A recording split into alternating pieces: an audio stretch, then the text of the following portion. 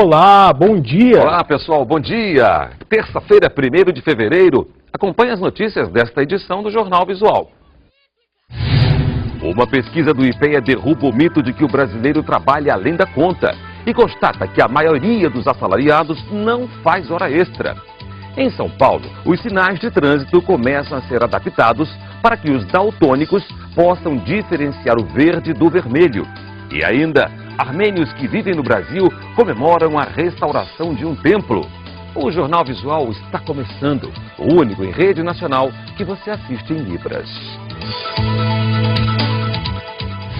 O Instituto de Pesquisa Econômica Aplicada, o IPEA, divulgou um levantamento da percepção dos empregados sobre os direitos trabalhistas. A queda de alguns mitos em relação a horas extras e assédio moral surpreendeu os pesquisadores. A pesquisa do IPEA derruba o mito de que o brasileiro trabalha além da conta. A ampla maioria dos assalariados formais e informais não faz hora extra. E entre os que fazem, quase 90% recebem a diferença no contra-cheque ou em folgas. Faço 1h30 por dia, mas eles pagam tudo certinho. Costumo, mas tem que compensar, porque a empresa pede para compensar, né? Porque eles pagam a hora extra e não pode fazer muito. As condições de trabalho no mercado formal preocupam. Mais de 37% dos entrevistados admitiram enfrentar situações que colocam a saúde em risco ou a vida em perigo. Entre eles, cerca de 56% não recebem adicional de insalubridade ou periculosidade. O mero fato de você ter um emprego, uma carteira de trabalho assinada, não está te protegendo. A pesquisa revela um dado surpreendente. Tanto entre os trabalhadores com carteira assinada como entre os informais, mais de 90% disseram não ter conhecimento de casos de discriminação, nem assédio sexual ou moral no ambiente de trabalho. Discriminação, panelinha, tudo passa longe, nada se cria lá.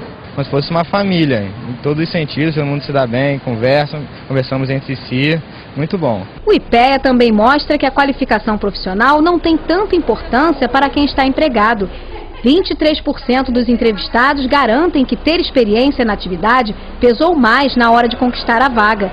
Já entre os desempregados e inativos, a falta de qualificação é apontada como a principal barreira para a volta ao mercado. Uma constatação que, para o IPEA, deve ser observada com atenção pelo governo. Na verdade, a gente está verificando com esses dados da pesquisa que, para esses inativos, na verdade, o problema da falta de qualificação é uma variável-chave que tem que ser suprida pelo poder público.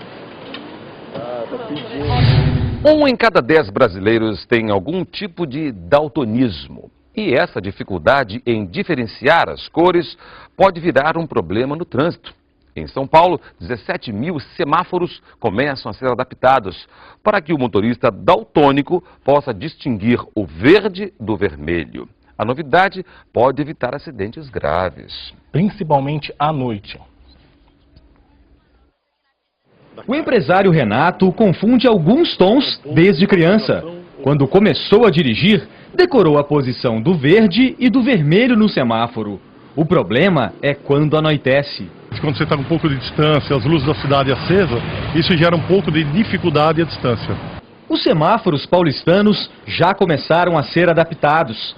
300 como este estão espalhados pela cidade. Eles têm uma faixa branca fixa no meio que reflete a noite. Assim, muitos daltônicos que não conseguem diferenciar a cor da luz que está acesa podem identificá-la pela posição da faixa no sinal luminoso. Acima dela é o vermelho, abaixo da faixa, o verde. Tudo que facilite as pessoas especiais é bom. Quem sofre de daltonismo, né, tem mais essa oportunidade de estar guiando aqui no trânsito. Uma adaptação necessária. O verde e o vermelho são as cores mais confundidas pelos daltônicos. E a troca, nesse caso, tem grandes chances de terminar em acidentes. Esta oftalmologista, que trabalha na Associação Brasileira de Medicina de Tráfego, aponta outro problema que prejudica os daltônicos. Quando tem um carro na frente e freia e acende a luz de freio, muitas vezes ele não consegue distinguir que mudou a intensidade do brilho do vermelho. Então ele não sabe que o carro está freando. A doença atinge mais os homens. Em todo o país, eles são cerca de 19 milhões. Já o número de mulheres daltônicas é bem menor, apenas 1 milhão. A disfunção genética faz com que 75% do total não perceba a cor verde, 24% não diferenciam o vermelho e 1% não distingue os tons de azul. Em algumas situações, o problema pode apagar uma vida. Tudo que for para vir, para gerar mais segurança, é sempre bem-vindo.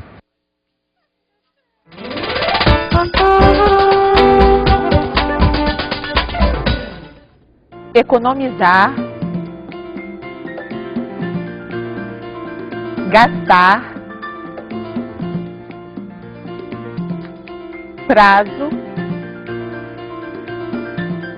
dívida. Então, vamos revisar os sinais? Economizar, gastar, prazo, dívida. Um dos templos religiosos mais bonitos de São Paulo acaba de ser restaurado. É a Catedral da Armênia.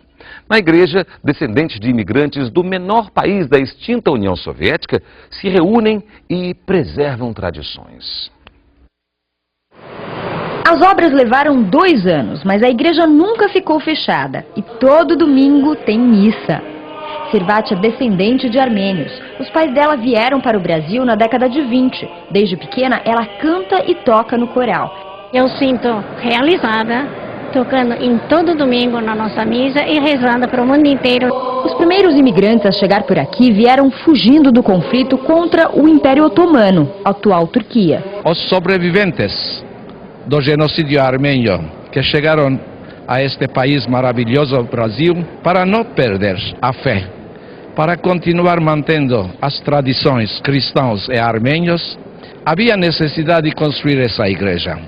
Para a comunidade, a igreja é um dos símbolos mais importantes da cultura armênia.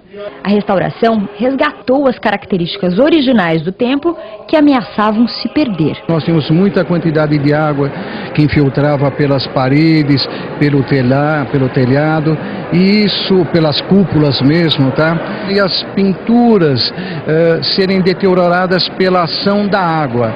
Um dos trabalhos mais marcantes dessa restauração é a valorização dos vitrais. Essas pinturas foram feitas durante a construção da igreja, que terminou há mais de 60 anos. Hoje, refletores permitem que quem está fora ou dentro da catedral possa apreciar as cores e as imagens.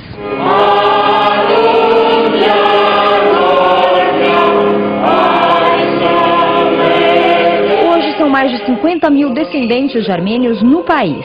90% deles vivem em São Paulo, como Nelson. O engenheiro foi o responsável pela restauração da igreja. Orgulhoso, diz que o trabalho vai preservar a história dos antepassados de muitos imigrantes. Um armênio é sempre um armênio, ele vai procurar passar para o seu filho a sua história, para o seu neto, sempre vai ficar aquela coisa da raiz. Toda a vida da gente é em volta disso, né? E, obviamente, então e o armênio tem muito da sua ligação junto à religião. Fique atento. Com a ocorrência de inundações, especialmente em locais com área verde, é comum que algumas pessoas sejam picadas por animais venenosos, como serpentes, aranhas e escorpiões. Para se prevenir, é importante sacudir roupas e sapatos e, antes de dormir, verificar os colchões. Ao encontrar um animal peçonhento, entre em contato com o Corpo de Bombeiros. O atendimento ao cidadão também pode ser feito em todo o Brasil pelo número 0800 61 1997. A ligação é gratuita. O Jornal Visual fica por aqui. Obrigado pela companhia. Fiquem agora com o Repórter Brasil. Bom dia.